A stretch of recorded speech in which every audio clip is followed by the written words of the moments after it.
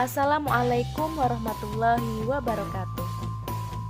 Welcome back to English class with Miss Eri Fianti for class 8. Kembali lagi kita belajar bahasa Inggris dengan Ibu Eri. Ibu berharap Ananda semuanya dalam keadaan sehat dan tetap semangat belajar hari ini. Pada pertemuan hari ini, kita akan belajar bagaimana membuat kalimat pujian. Karena kita sebelumnya sudah belajar tentang ekspresi pujian. Anak-anak ibu, ada dua rumus yang kita gunakan dalam membuat kalimat pujian. Yang pertama menggunakan kata what dan yang kedua menggunakan kata how. Keduanya maknanya betapa indahnya, betapa cantiknya, dan betapa yang lainnya. Itu menunjukkan kita mengagumi sesuatu.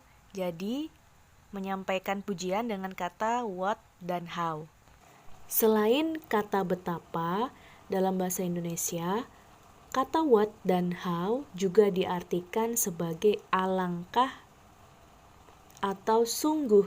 Alangkah cantiknya, sungguh cantiknya, alangkah baiknya, atau sungguh baiknya. Seperti itu ya anak ibu.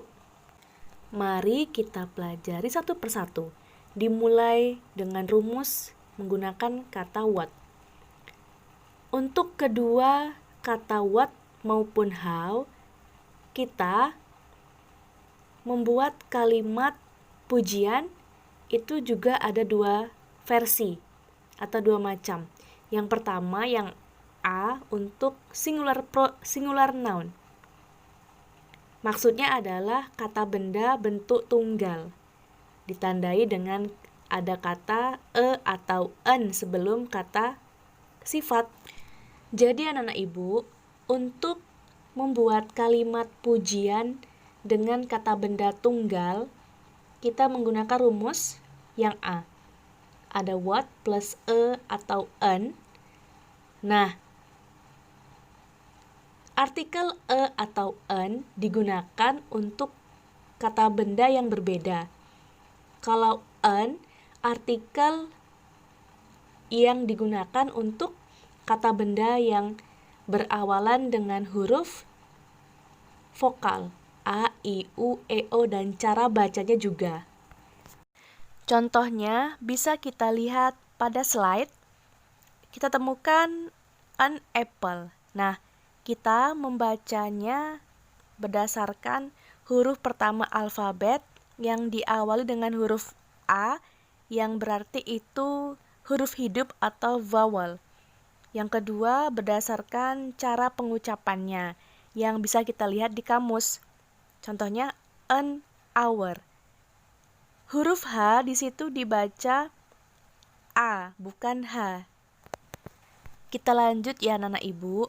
Setelah artikel e atau en, selanjutnya adalah adjektif atau kata sifat. Baru kita tambah noun atau kata benda. Nah, kata benda untuk plural noun itu berbedanya ditambah s atau is di belakangnya yang menunjukkan lebih dari. Ibu ulangi ya nak. Akhiran s atau is untuk kata benda plural noun atau lebih dari satu menunjukkan ciri-ciri kata benda plural atau lebih dari satu. Contohnya misalnya apple tadi ditambah s jadi apples, artinya apel-apel. Kalau hour ditambah s jadi hours. Lalu bagaimana ya yang berakhir dengan huruf is? Apa sih ciri-cirinya? Ciri-cirinya itu yang berakhiran dengan huruf sh, ch, s. Ada juga yang berakhiran dengan huruf ss, x, dan huruf vokal. Contohnya potato, menjadi potatoes. Kita tidak akan mempelajari semuanya. Nanti anak-anak ibu jadi pusing, ya. Tetap semangat. Yang terakhir, kita melihat ada to be ya, baik pada rumus singular noun atau plural noun. Nah, to be ini Ananda pasti sudah belajar di kelas 7. Kalau untuk to be am itu subjeknya I. Kalau is, he, she, it. Dan untuk are adalah kata subjek yang lebih dari satu seperti they, we, you, dan kata benda plural misalnya I and you, I and we, dan sebagainya. Untuk kata benda singular, kita hanya menggunakan dua to be, is dan am. Kalau untuk plural noun, kita hanya gunakan are. Jadi, diingat ya anak-anak ibu, dua to be yang sangat penting. Kalau untuk singular noun, kebanyakan memakai is untuk semua benda. Kecuali kalau kata subjeknya I, tapi kalau plural noun kebanyakan menggunakan are. Sudah mulai paham ya anak-anak ibu? Kita pelan-pelan memahaminya. Memang agak sulit kalau untuk tata bahasa dalam bahasa Inggris. Untuk rumus yang kedua menggunakan kata how. Nah, perbedaan dengan menggunakan what tadi, kita tidak menggunakan artikel di sini. Kita langsung how plus adjektif atau kata sifat plus kata benda atau noun plus to be. Kalau untuk plural noun sama, hanya kata bendanya saja yang berbeda diakhiri dengan s atau is. Sekarang kita coba ya contoh-contoh kalimat pujian dengan menggunakan kata what baik untuk singular pronoun dan plural noun. Kita baca sama-sama yuk. What a great mark. What an amazing student. What great marks. What amazing students. Perbedaannya, kalau di plural noun kita tidak menggunakan artikel lagi. Dan kata benda pada plural noun di akhir katanya seperti mark ditambah s dan student ditambah s juga.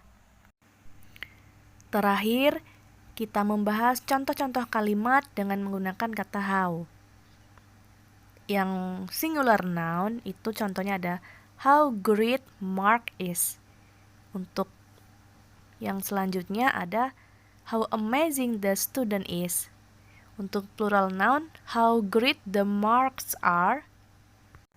Yang terakhir, how amazing the students are. Baik anak-anak ibu, hal yang paling penting dalam kalimat pujian selalu ada tanda seru pada setiap kalimat pujian. Jadi, ciri-ciri yang mudah kita kenali yaitu tanda serunya. Anak-anak ibu kelas 8, demikianlah pembelajaran kita pada hari ini. Terima kasih atas perhatian Ananda sekalian. Ibu akhiri. Wassalamualaikum warahmatullahi wabarakatuh. See you next week.